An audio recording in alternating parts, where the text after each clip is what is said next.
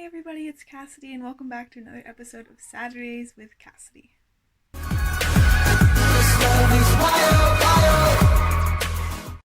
So this week's topic is grace, and today's message is about how we receive God's grace whether we ask for it or not. Now, to make things more colorful and interesting, I'm going to do today's video in an artistic narrative. Basically, I'm just going to draw and talk. Well, draw is a strong term, because I'm no Vincent van Gogh, but I do like writing in fancy letters and using fun colors. So you won't see my face, but you'll see all my strange little doodles. Okay, so first off, what is grace?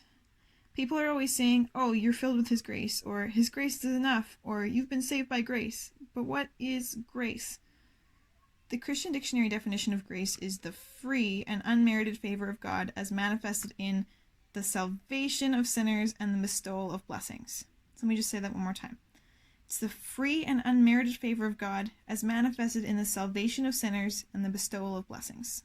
Let's explain it like this. We as humans first created the problem of sin when Adam and Eve disobeyed God and ate the forbidden fruit, right?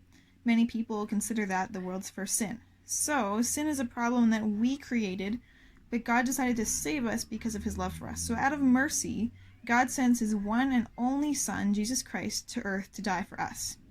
He is the ultimate sacrifice. Jesus was the solution to the problem of sin, and because of His sacrifice, we are saved from our sin and are given the opportunity to have eternal life. Ephesians 2:8 says, "For it is by grace you have been saved through faith, and this is not from yourselves, it is the gift of God." Grace is a pretty big deal. In a way, it's the difference between eternal life and eternal suffering, and so it's incredibly simple, but also incredibly complex at the same time. God's grace has been gifted to us, and we get to have that gift whether we ask for it or not. When we as humans are struggling, our first resort is to go to the negative.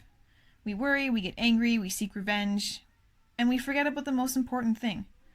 The fact that none of our problems are too big or too small for our God. Matthew 11:28 says, "Come to me, all of you who are weary and burdened, and I will give you rest." 1 Peter 5:7 says, "Cast all your cares on Him because He cares for you." We can come to God with all of our problems because we have already been saved from them. Okay, so now it's story time. The story of Samson is a really great example of God's grace in the Bible. So Samson takes place in the book of Judges.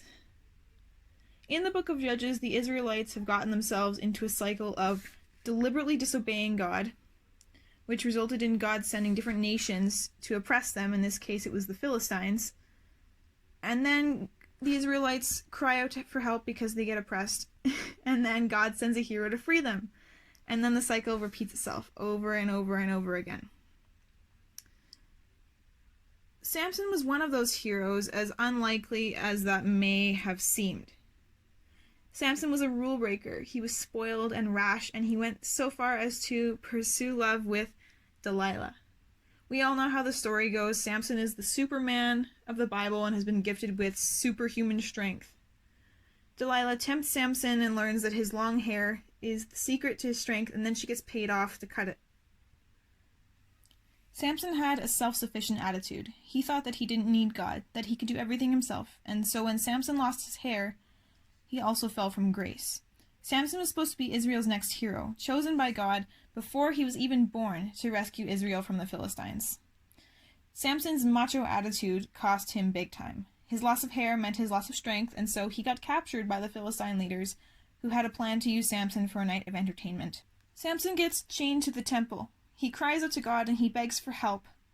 In that moment, Samson put all of his trust in God's grace, and so God redeems Samson one last time. Samson's strength is restored, and he destroys the temple, killing himself and everyone else inside. We're just like Samson. So often we have an I can do it myself attitude, and so we feel that we don't need to rely on God. Wrong. No, or not, we need God's grace to save us. But you know what the saving grace about in all of this is? Despite our attitude, when we cry out to God, He answers, just like the Israelites' cycle that I mentioned earlier. And can you guess why? I'm sure you figured it out. Because of Jesus' ultimate sacrifice. No matter how many times we stray from God and claim we don't need Him, His gift of grace is always there for us. whether we want it in that moment or not. So I guess in short, the message today was a comparison of Old Testament grace in the case of Samson, comparing to New Testament grace in the context of Jesus dying for us, and comparing all of that to how we have grace today. Thank you guys so much for tuning in, and feel free to subscribe to the channel and tune in to everybody else's videos that go on throughout the rest of the week. Bye!